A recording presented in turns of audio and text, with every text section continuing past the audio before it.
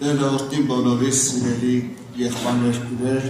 փառք Տիրոջը այսօրյան օրվա համար։ Շնորհակալ եմ Տիրոջից, որ սենց քաջերի օր շնորհը եւ այսքան երիտասարդություն միասին հավաքված եկել ենք ինձ սրտե պաշտպանում մեր Տեր Աստծուն։ Եղբայրներ քույրեր ջան, կախված ուսուցման հետ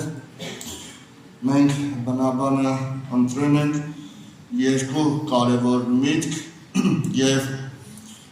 առաջին միտքը, որը գրված է 24 գլուխ Հեսուի 19 համարում, մի քիչ կարծես երիտասարդական թեմայի համար մի քիչ ոնցով արտասովոր միտք ենք ընտրել, բայց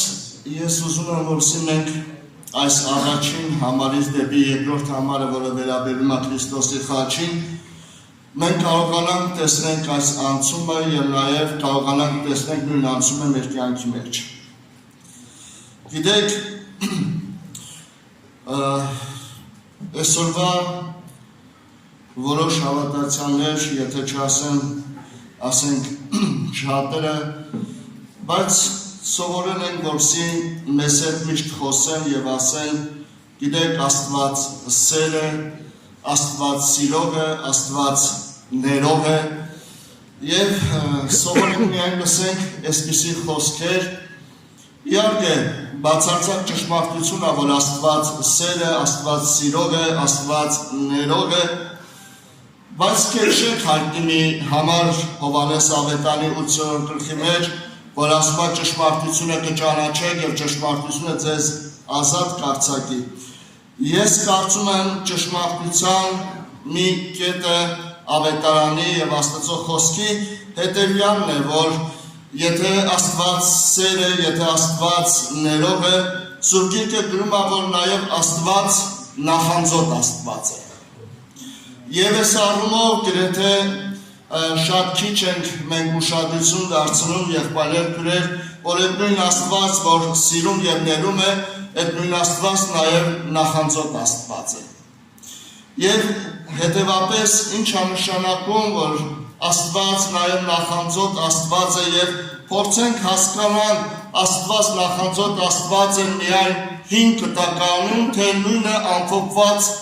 միտք ունենք, մտքեր ունենք նաեւ մենք նոր կտակարանում։ Եվ Հեսուի 24-րդ գլխի 19 համարում գրված ասում է եւ Հեսուն ժողովրդին ասեց. Հիշում եք գրվագը պատմությունը, երբ որ Իսրայելը Եգիպտոսի երկրից դուրս էր եկել եւ արդեն Քանանու երկիր էր մտնում եւ վերջին զգուշացումներն էր տալիս Հեսուն Աստծո ժողովրդին։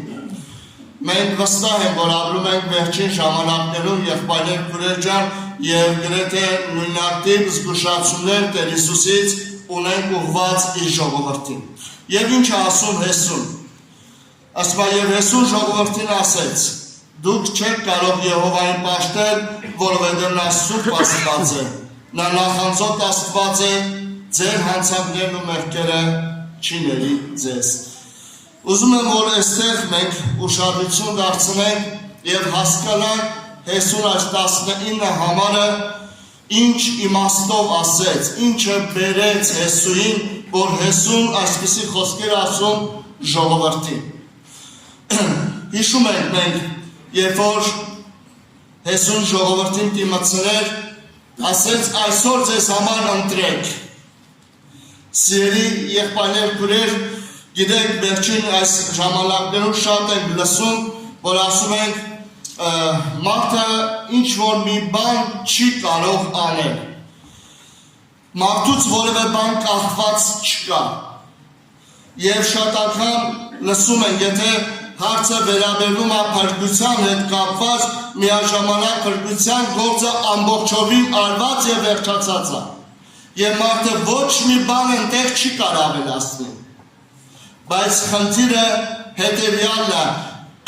որպեսզի այդ փրկության գործը դառնա իմ սեփականությունը, ինձ համար այդ գործը ունենա իր, չգիտեմ, իր գործը ունենա իմ կյանքի մեջ, ապա ինչ եք մտածում, մեզանից ինչ որ մի բան կախված կա թե չկա։ Եվ երբ որ Հեսուն պիտի մտցներ ասում էր ընտրեք այսօր։ Սիրելի երիտասարդներ, ես կարծում եմ այն ինչ որ Աստված արել եւ վերջացրել է, այդ ամենը այսօր բերելով, ճանաչեցնելով ինձ ու քեզ, նույն հարցը այսօր դրված է մեր առջև։ Ընտրիր այսօր։ Եվ երբ որ ընտրությունը դրվում է ժողովրդի առաջ, հետաքրքիր է ժողովուրդը ասում է մեր ընտրությունը Եհովան է։ Մենք Եհովային ենք պաշտելու։ Բայց Հեսուն դրանից հետո ասում այս խոսքը. Եղբայրներ քույրեր, ինչու համար Հեսուն այս խոսքն ասում։ Գիտեք, 15 համարում, երբ որ կարդում ենք, ես անախաբանն եմ ուզում ասեմ, որ մենք հետագայում ավելի պարզ կարողանանք հասկանանք։ 15 համարում Հեսուի գրքի եղբայրներ քույրեր 24-րդ գլխի 15 համարում ասում է հետևյալ խոսքը. բայց եթե Տիրոջը ծառայություն անելը ձեզ անհաճո է, ընտրեցեք այսօր ձեզ համար, թե որն եք պաշտելու։ Սիրելի եղբայրներ քույրեր, պատահական չի, որ Հեսուն այս հարցը կամ այս միտքը ասում է ժողովրդին,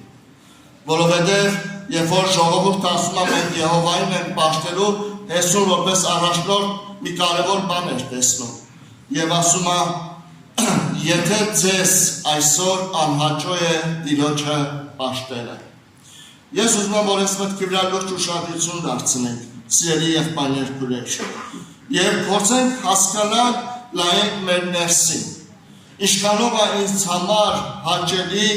Աստծուն նվիրվելը։ Գիտեք, երբ որ մենք հիմա ասենք, մենք բնական է, ճիշտ է ժողովրդի նման ասենք մեր ընտրությունը Տեր Հիսուսն է, մենք ընտրել ենք նրան, բայց եկեք իրանք մեր ներսը նայենք, ամբողջությամբ նայենք մեր ներսը, իսկ եթե իմ ընտրությունը Տեր Հիսուսն է,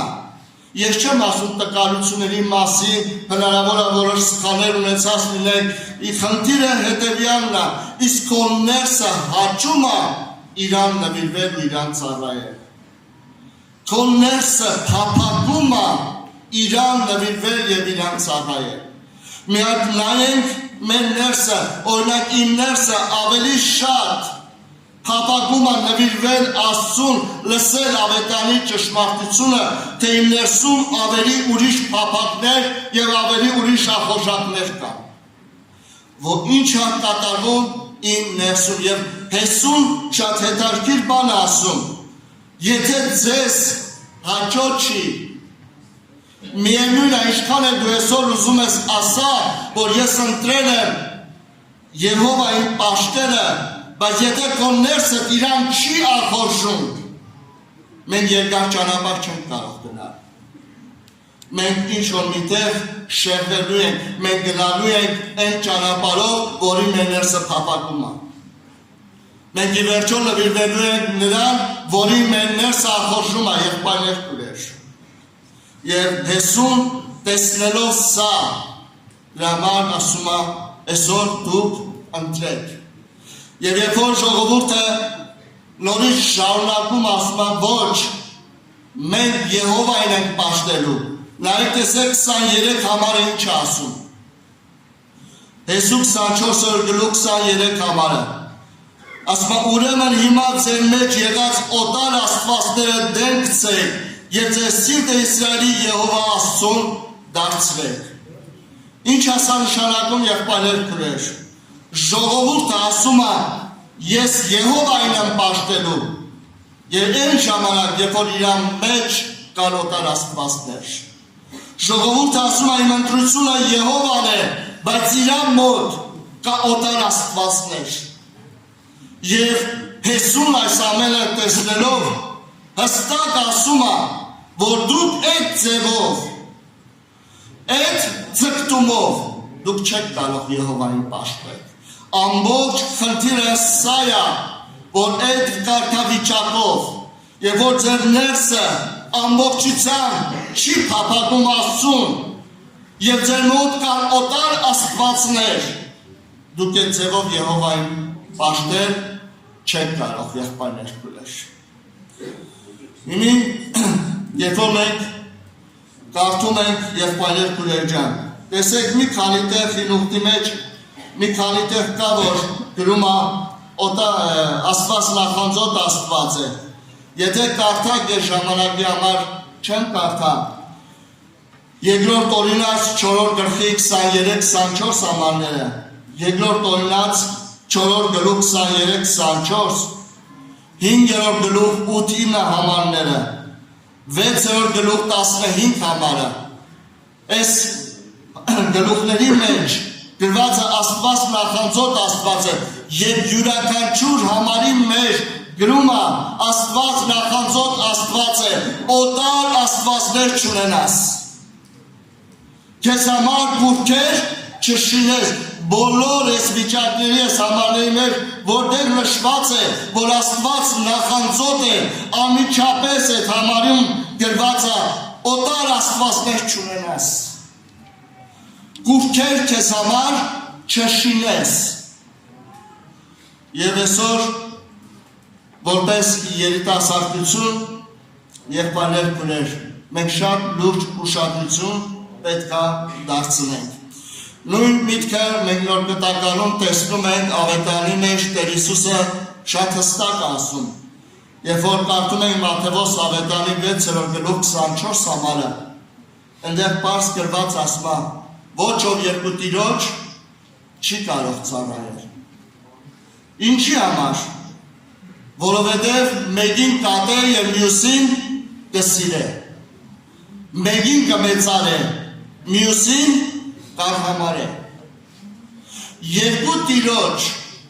հնարավոր չի ծառայել։ Եվ Հեսուս սա էր ասում, ուրեմն ընտրիր այսօր քո ներսը ում է հաճում ծառայելու, ում ես փափագում ծառայելու, որովհետև հնարավոր չի երկու տիրոջ ծառայել։ Ինչքան էլ ուզում եմ ես ասեմ, ես Եհովային եմ ծառայելու, բայց եթե իմ մոտ կա օտար աստվածներ, որից ես չեմ ուզում ազատվել, իսկ դուք գիտեք, Իսրայելի հիմնական բուն մեղքը Իսրայելը սովորել միշտ կուրքեր ստեղծել, կուրքեր սարքել։ Իսրայելը այն կարգի ազգ էր, ժողովուրդ էր, որ ընդամենը մի քանի օր Մովսեսը իրենց մեջից բարձրացրել էր լեռը, իրանք արդեն հորդ էին ձուլել, և բավարար չէ, որ հորդ էին ձուլել, ամենավտանգավոր բանը ասում է, ահա քո Աստվածը, որ քեզ Եգիպտոսի երկրից հանեց։ Հիմա Հեսուն ասում է, այդ սրտով, այդ վիճակով Եհովային պաշտել հնարավոր չէ։ Եղբայրներ քույրեր, հնարավոր չի ծառայել երկու տիրոջ։ Հակոբոսը 3-րդ գլխի 11 համարում շատ հստակ ասում է, միթե մի աղբյուր նույն ակնից քաղցր կամ դառը ջուր կբխե։ Մի աղբյուրից երկու տեսակի ջուր չի կարող գալ։ Եվ մենք նորից կանգնած ենք այս ընտրության առաջ։ Ինչպիսին է իմ աղբյուրը։ Ինչ ջուր է բխում իմ աղբյուրից եղբայրներ քույրեր։ Որովհետև հնարավոր չի երկու տեսակի ջուր բխի։ Հնարավոր չի նույն շուրթերով դու Աստծուն մեծարես, բայց նույն շուրթերով դու չգիտեմ ինչ անվայել խոսես կամ հնարավոր չի աչքերով դու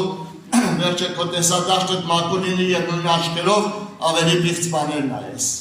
Հնարավոր չի։ Հետևաբար այսօր մենք կանգնած ենք այդ ընտրության առջև եղբայրներ քույրեր։ Իսկ որոնք են երիտասարդների կուրքերը այսօր։ Երբ որ գրում է, որ Աստված նախանձոտ է կուրք չունենաս, հնարավոր է այսօր մենք կուրք ունենանք եղբայրներ քույրեր։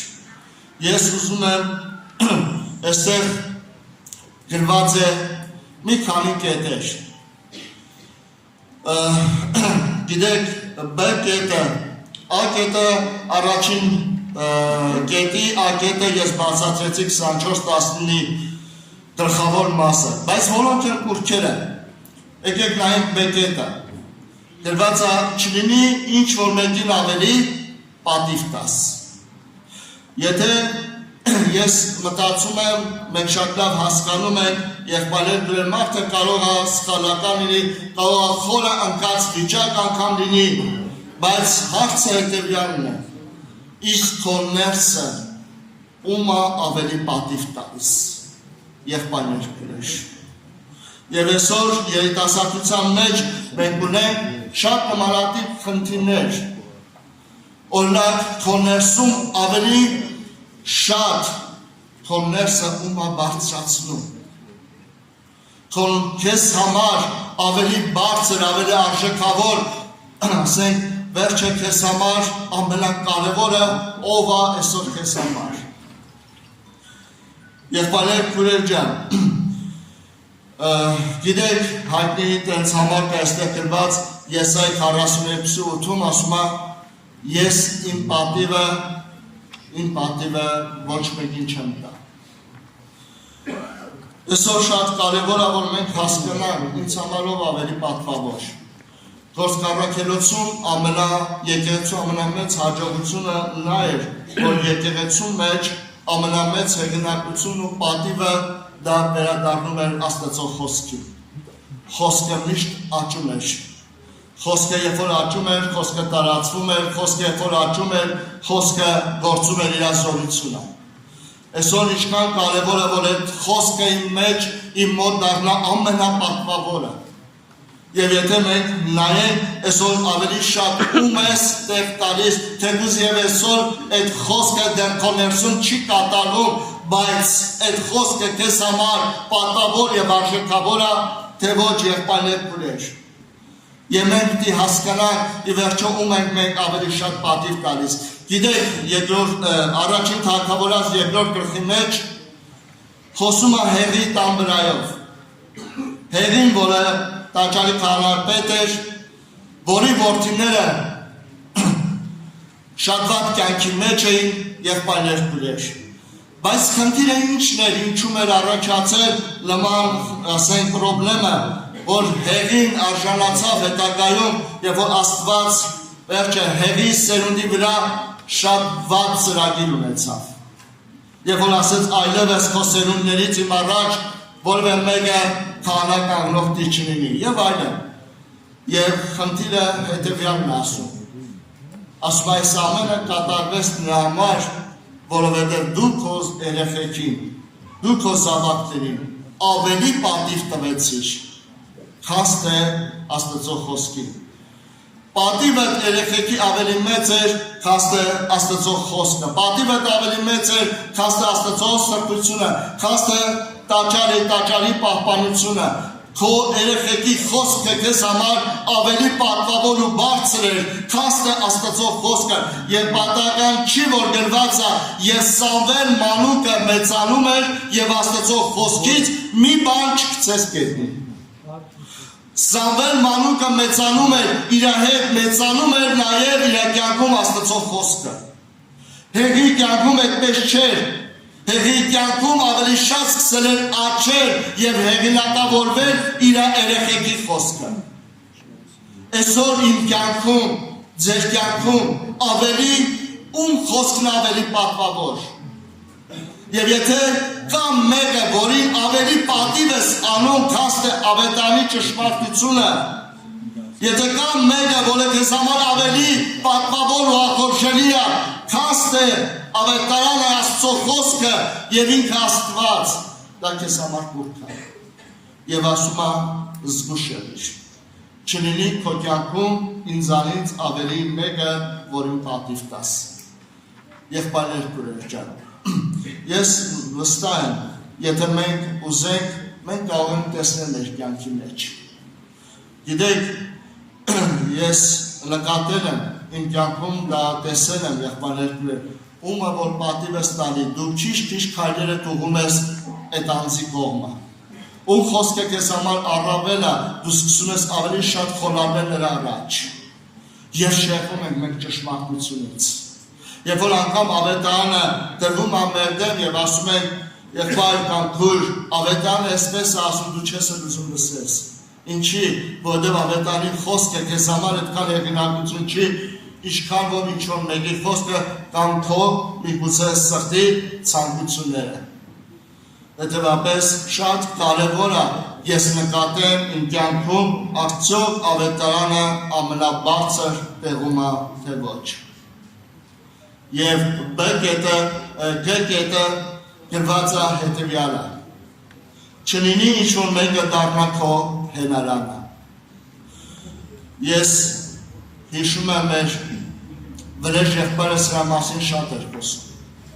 Միշտ ասում էր ինչ վիճակի մեջ լինես կրտնի ավետարանին, կրտնի Աստծո խոսքին։ Այսօր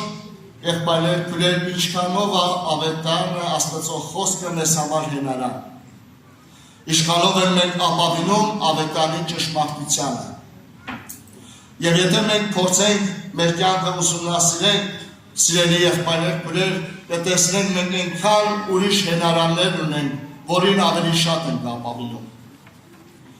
Եվ մեր կյանքում առաջացած շատ խնդիրներ ու հարցեր մենք ոչ թե վերադառնում ենք, որսի տեսնենք, թե ավետարանը մեզ ինչ է սովորեցնում կամ խորհուրդ տալիս։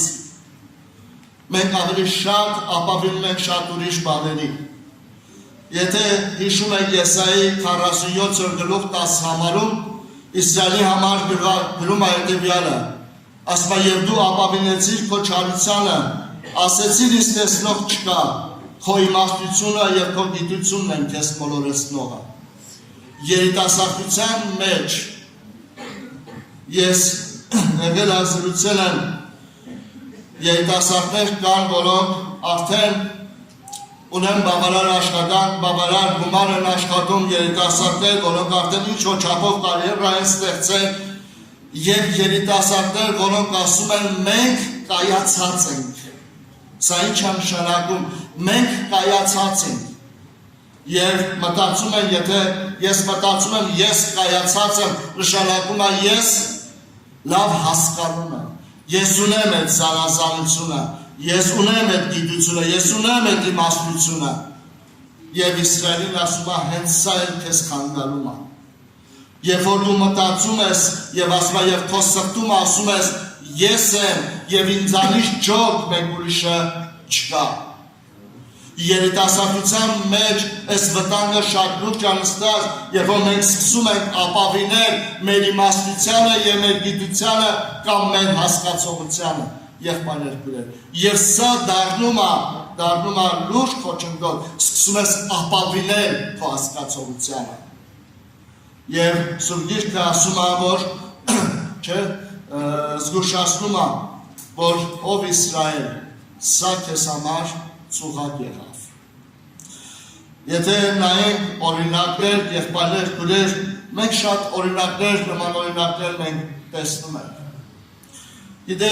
Գիտեք, երբ որ Իսրայելին Աստված Եգիպտոսից հանեց եւ դիմացրեց Քանանու երկիր, 8-րդ գլխում 2-րդ օրինացի, եթե հիշում եք, գրված ասում է երկու բանից զգուշություն տանես։ Մեկը երբեք չասես, որ իմ հասկացողությամբ կամ իմ կարողությամբ ես կարողացա հասնեմ այս ամենին։ Որովհետև ես կարողացա, ես աշխատեցի, ես հարստացա եւ ես այս ամենը ձեռք բերեցի իմ կարողությամբ, ասում եմ ոչ, չասես այդպիսի բան, որովհետև այս ամենը Աստված քեզ շնորհեց այս ազգերի մեղքի պատճառով։ Ուրեմն չհենվես քո կարողությանը եւ չմտածես, որ դու այնքան կարող ես, որ դու կարողացար քո կարողությամբ, քո ուժով, հասկացողությամբ կարողացար գաս եւ հասնես այս վիճակին։ Ասում եմ չասես դա։ Եվ 9-րդ գլխում ասում եմ երկրորդ բանը չասես, որովհետև ես շատ արդար էի, դրա համար Աստված այս ամենը տվեց ինձ։ Չհենվես ոչ քո արդարությանը, ոչ քո կարողությանը, այլ իմանաս, որ այս ամենը Աստծո շնորհքն է եղել քեզ,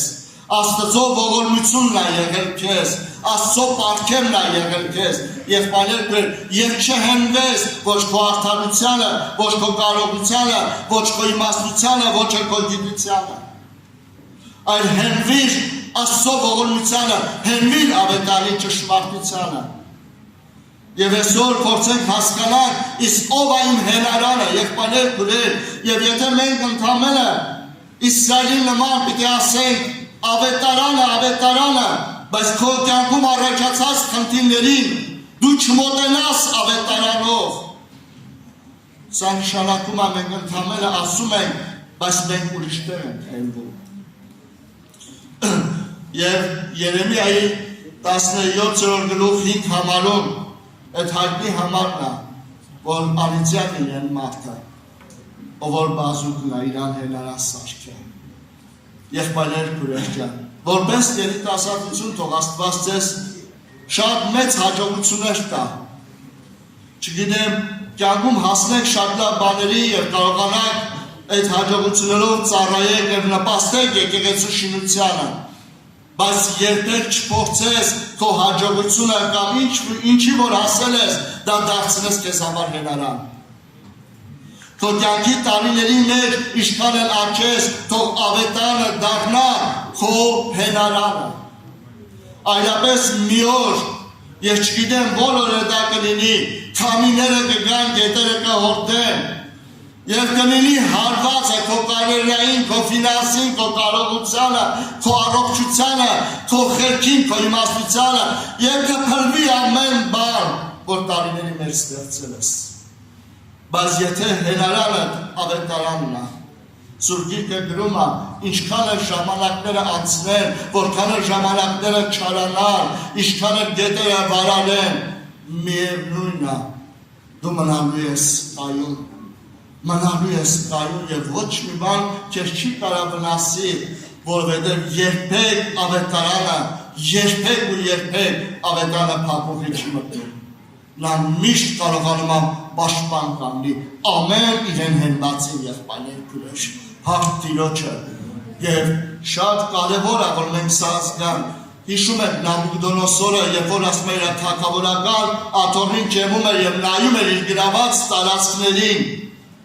Նաբուկդոնոսորը իր մեջ ասեց, որ այս ամենը քո կարողությամբ կարողացար ես քո կարողությամբ հասնել, նվաճել եւ հիմա վայելիր ես քո, չգիտեմ, քո քեզանով, քո կարողությամբ, քո թագավորական փառքով ստեղծածը։ Եվ հանկարծ ձայն եկավ, ով Նաբուկդոնոսոր, դու հենվեցիր քո կարողությանը։ Դու մտածեցիր էդի քո ուժովը, բայց դու չհասկացար, որ թագավորական աթոռին նստեցնողն ու հանողը ով է, հետևապես ով Նաբուկդոնոսոր, հենց այսօր քեզ կարտաքսեն մարդկանց միջից։ Եվ քո բնակավայրը լինելու է անասունների հետ եւ արջառի նման դու խոտ ես ուտելու որոշ ժամանակ, մինչեւ որ հասկանաս։ Այսօր շատ կարևոր է սիրելի երիտասարդներ, որ հասկանանք, որ ոչ թե մեր կարողությունով, մեր ուժով, մեր արդարությամբ, այլ Աստծո ողորմությամբ, մինչև որ հասկանանք, մեզ ընդամենը պետք է հենվել ավետարանի Աստծո ճշմարտությանը։ Եվ ուրիշ ոչ մի հենարան մեր կյանքում թող չլինի։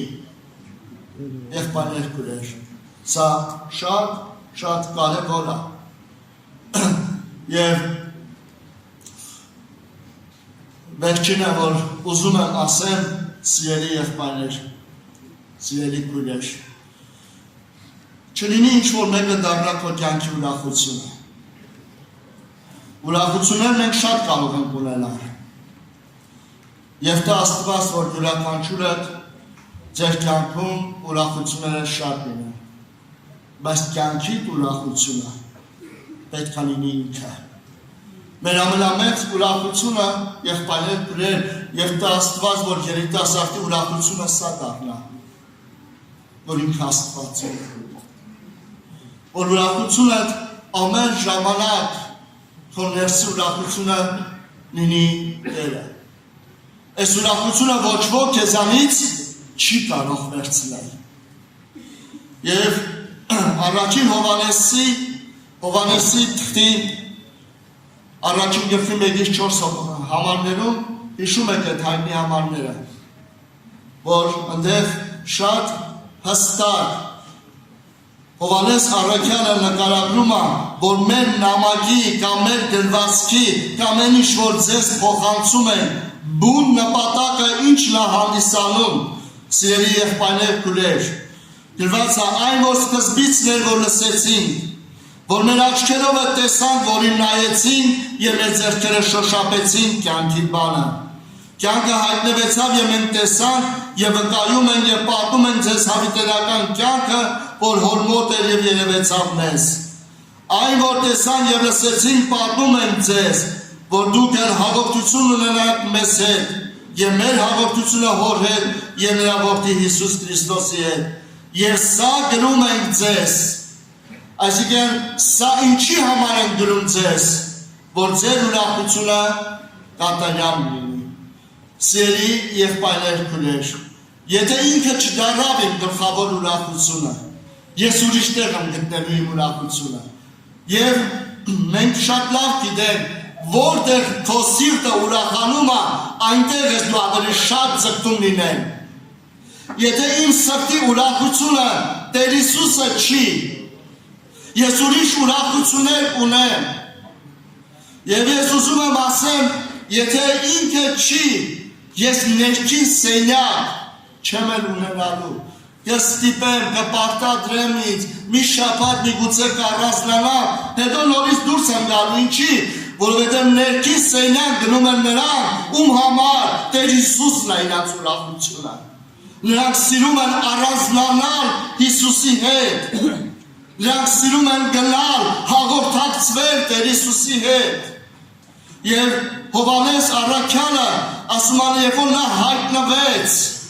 մենք հաղորդակցվեցինք, մենք տեսանք, մենք շոշափեցինք եւ լեցվեց մեր ուրախությունը եւ հիմա սա գրում է, որ այդ նույն հաղորդակցությունը եւ այդ նույն ուրախությունը ձեզանից յուրաքանչյուրը ունենա։ Եթե նայեք ձեր կյանքում ձեզ ես կարծում եմ կարող եք բռնել, ես են ինձ փորձեմ բռնել, ինչի համար հնարավոր է շաբաթով, եթե ոչ ավետարանին չեն մոտենում։ Ինչի համար շաբաթով սուրբ չեն կարդում, ինչի համար չկա ներքին սենյակը, չկա ծոմի կյանքը, եղբայրներ քույրեր, կամ ամենաչնչին առիթի դեպքում, ոչ թե պատճառի, այլ առիթի դեպքում թողնում են մեկտեղ հավաքվելը։ Ինչի։ Որովհետև եթե Տեր Հիսուսը իրական լիներ իմ կյանքի ուրախությունը, եթե ավետարանը լինի իմ կյանքի ուրախությունը, հնարավոր չի, երբ որ իմ աչքերս բացի, իմ սիրտս փափագելու է ավետարանին։ Իմ ներսս ուզելու է առանձնանալ Հիսուսի հետ, որովհետև նա է իմ ուրախությունը։ Պաշտամունքները դառնալու են ինձ համար շատ ախորժելի ու փափագելի եւ ամեն բան արվելու է իմ կողմից, որ չբացակայեմ, չթողնեմ եկեղեցին կամ մեկտեղ հավաքվելը։ Եթե Հիսուսն է իմ ուրախությունը, եղբայրներ քույրեր, ցավոք սրտի հնարավոր է շատերիս մոտ այդպես չլինի։ Գիտեք, երբ շատ անգամներ Տեր Հիսուսը դառնում մեզ համար ավելի ուրախանալի կամ ավելի ուրախ ենք լինում, սրտած փակ ենք տալիս այն ժամանակ, երբ որ Աստված իշո մի հատ խնդիր է լուծել քո կյանքի մեջ։ Չգիտեմ, հիվանդությունից բուժել կամ իշո մի հաջողություն ունեցել ես Աստված տվել է, այդ ժամանակ, այդ մի շաբաթը կամ չգիտեմ որոշ ժամանակ, քանի որ Աստված իշո մի բան արել է, սրտած ցնցում ուրախանում ես, բայց դա երկար չի տևում։ Որտեղ եթե ինքը չի իմ կյանքի ուրախությունը, ինչը որ ինքը անի, ինձ շատ մեծ ուրախություն կամ երկար տևական ուրախություն չի կարող պատճառել։ Որտեղ այսօր ես խնդիրից լուծեց, վաղը ուրիշ խնդրի առաջ ես կանգնելու։ Եղբայրներ քույրեր, բայց երբ որ ինքն է դառնում քո ուրախությունը, այդ ժամանակ ամբակումի նման կարող ես ասել, թեկուզ ամեն ինչ կտրվի իմ կյանքից, բայց ես նրանով եմ ուրախանալու։ Եղբայրներ քույրեր, եւ եկեք ամեն մեկս փորձենք նայենք, ես նայեմ ինձ, արդյոք Տեր Հիսուսը իմ ուրախությունն է, եղբայրներ քույրեր։ Ես այս վերջերս երբ որ դες մտածում եմ, եղբայրներ քույրեր, չգիտեմ միգուցե ձեզ էլ փոխնի։ Գիտեք, երբ որ Աստված մեկին բժշկում է, Եվ այդ մեկը հենում ան սրտանց փառք տալիս Աստծուն, ասեմ, որ աշխարհն նույնը կարողանում անի։ Ցանկացած աշխարհիկ մարդու, երբ որ Աստծո անունը կանչում է եւ Աստված ողորմություն արեց, ինքը կարողանում է սրտանց փառք տալ Աստծուն։ Ու իր ձևով։ Բայց ինչքանով ես կարողանում սրտանց փառք տալ Աստծուն, երբ որ քեզ անիծում են, բայց դու սրտանց կարողանում ես իրան օրհնես։